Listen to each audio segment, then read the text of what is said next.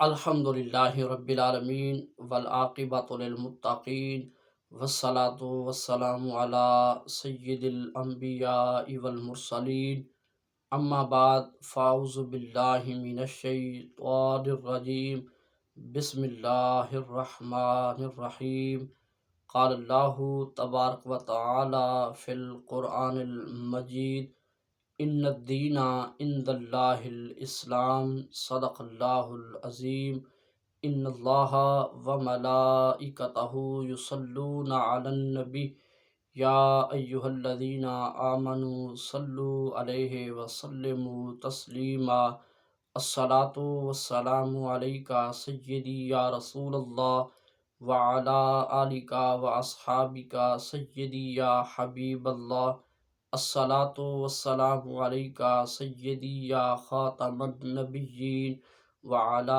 آلک واصحابک یا رحمۃ للعالمین۔ معزز سامعین و ناظرین، السلام علیکم ورحمۃ اللہ وبرکاتہ۔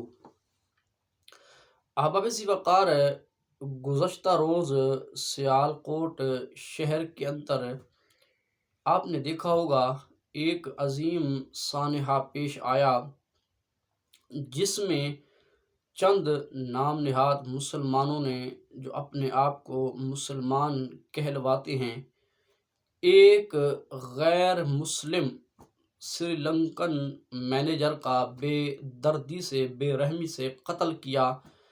قتل کرنے کے بعد پھر اس غیر مسلم سری لنکن مینیجر کی لاش کو رکھ کر جلا دیا گیا، اور اس کی لاش پر کھڑے ہو کر چند نام نہاد مسلمانوں نے لبیک یا رسول اللہ صلی اللہ تعالیٰ علیہ وسلم، تاجدار ختم نبوت زندہ باد زندہ باد، اور غلامی رسول صلی اللہ تعالیٰ علیہ وسلم میں موت بھی قبول ہے کی صدائیں بلند کی نعرے لگائے۔ احباب ذی وقار، ہم اس سانحے کی بھرپور مذمت کرتے ہیں۔ احباب ذی وقار، اصل حقیقت یہ ہے کہ آج کل کچھ نام نہاد مسلمان جو اپنے آپ کو مسلمان کہلواتے ہیں، مل کر پاکستان اور اسلام اور قوم و ملت کو تباہ و برباد کرنے کی کوششیں کر رہے ہیں، سازشیں کر رہے ہیں، بدنام کرنے کی کوششیں جاری ہیں، جن کا اسلام اور پاکستان اور قوم و ملت سے دور دور تک کا کوئی تعلق، کوئی واسطہ نہیں ہے۔ احباب ذی وقار، تاریخ اسلام شاہد ہے، گواہ ہے کہ جس نے اسلام اور پاکستان کو تباہ و برباد کرنے کی کوشش کی ہے، بدنام کرنے کی کوشش کی ہے، اللہ رب العزت نے انہیں اور ان کی نسلوں کو دنیا کے اندر تباہ و برباد فرمایا ہے۔ اسلام کا پرچم کل بھی بلند تھا، اسلام کا پرچم آج بھی بلند ہے، اور اسلام کا پرچم تا صبح قیامت بلند اور شاد رہے گا انشاءاللہ عز و جل۔ احباب ذی وقار، اس سانحے کو لے کر آج ہر بندہ یہی کہہ رہا ہے کہ یہ کام تحریک لبیک یا رسول اللہ صلی اللہ تعالیٰ علیہ وسلم کی ایک جماعت نے سر انجام دیا ہے۔ چھوٹا منہ اور بڑی بات، دراصل حقیقت کچھ اور ہے۔ یہ لوگ جو انتہا پسندی کر رہے ہیں، یہ لوگ جو انتہا پسندی کر رہے ہیں، انتشار پھیلا رہے ہیں، فتنہ پھیلا رہے ہیں، جس کی وجہ سے پاکستان، دین اسلام اور قوم و ملت کو کافی نقصان پہنچ رہا ہے اور نقصان پہنچایا گیا ہے۔ خدارا آج آپ اگر کسی دوسرے کے لیے برا سوچیں گے، کل کو یہ وقت آپ کے اوپر بھی آئے گا۔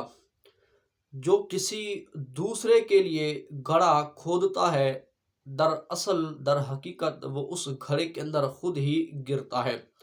خدارا بغیر سوچے سمجھے، بغیر تحقیق کیے کسی پر سنگین جرم عائد کرنا کبیرہ گناہ ہے۔ پہلے تحقیق کریں پھر بات کریں۔ رسول اکرم صلی اللہ تعالیٰ علیہ وسلم نے ارشاد فرمایا کہ غیر مسلم کافر اگر مسلمانوں کے شہر میں آباد ہو، ٹیکس بھی دے، اور مسلمان اس کا ناحق قتل کر دیں، جلا دیں، تو اللہ رب العزت مسلمانوں پر جنت کو حرام کر دے گا۔ اللہ اکبر کبیرہ۔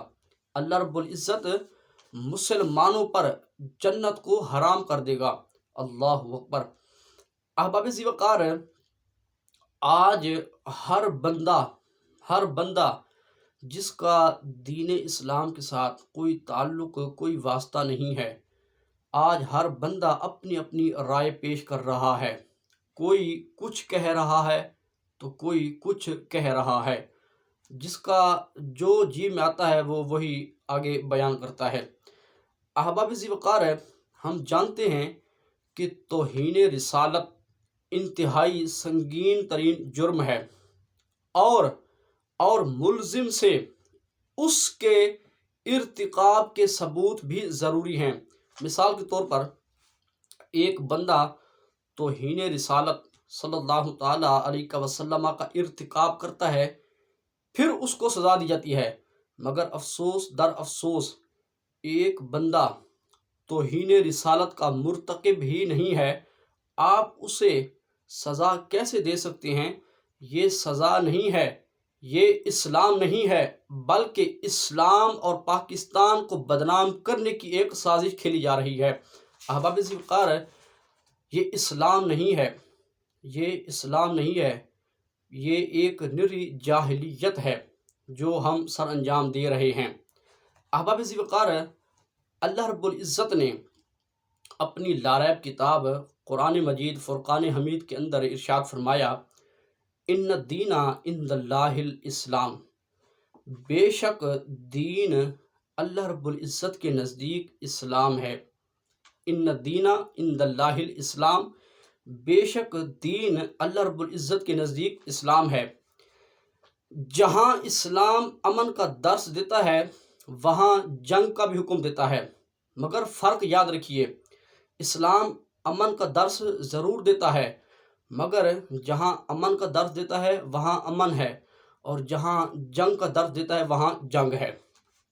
کسی کو یہ حق نہیں ہے کہ وہ کسی کو ٹارگٹ کرے، کسی کو نشانہ بنائے، قتل کرے، جب تک اس کا جرم ثابت نہ ہو۔ جب تک کسی کا جرم ثابت نہ ہو آپ اس کو سزا نہیں دے سکتے۔ اور یہ کام سب سے پہلے حکومت وقت کا ہے۔ کسی دوسرے کو قانون ہاتھ میں لینے کی قطعاً اجازت نہیں ہے۔ احباب ذی وقار، دعا ہے اللہ رب العزت ہمیں دین اسلام پر چلنے کی توفیق عطا فرمائے، قرآن و حدیث پر چلنے کی توفیق عطا فرمائے، عمل کی توفیق عطا فرمائے، آمین۔ وما علینا الا البلاغ المبین۔